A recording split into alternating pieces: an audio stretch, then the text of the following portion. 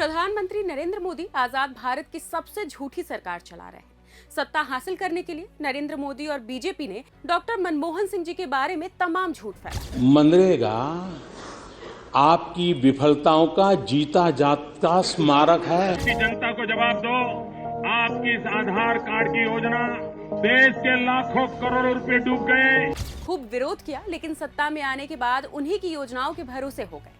सिर्फ भरोसे ही नहीं हुए, बल्कि उन्हें अपने नाम से भी चलाने लगे। आइए आपको मनमोहन सिंह जी की उन योजनाओं के बारे में बताते हैं जिनके सहारे नरेंद्र मोदी अपनी सरकार चला रहे हैं। मनरेगा।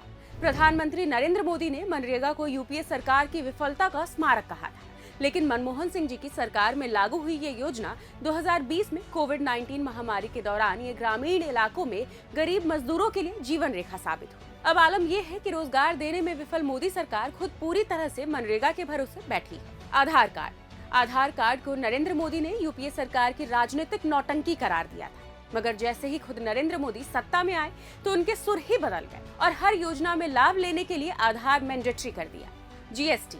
डॉक्टर मनमोहन सिंह ने जीएसटी की नींव रखते हुए उसे आगे बढ़ाया और विभिन्न करों को एकत्रित करने की दिशा में काम किया। बतौर मुख्यमंत्री नरेंद्र मोदी कहते थे कि जीएसटी कभी सफल नहीं हो पाएगा, लेकिन जैसे ही सत्ता हाथ में आई जीएसटी लागू कर दिया। इसके अलावा स्वच्छ भारत मिशन, प्रधानमंत्री फेलोशिप योजना, make in India, Atal pension योजना, उज्ज्वला योजना, फसल बीमा योजना, डिजिटल इंडिया, जनधन योजना जैसी दर्जनों ऐसी स्कीम है जिन्हें नरेंद्र मोदी ने डॉक्टर मनमोहन सिंह की योजनाओं से कॉपी करके लागू किया। ये बताता है कि मोदी सरकार में विजन की कमी है और वो जिन योजनाओं की बुराई करते थे आज उन्हीं के सहारे अपनी सरकार चला रहे हैं, या यूं कहिए कि ढो रहे हैं।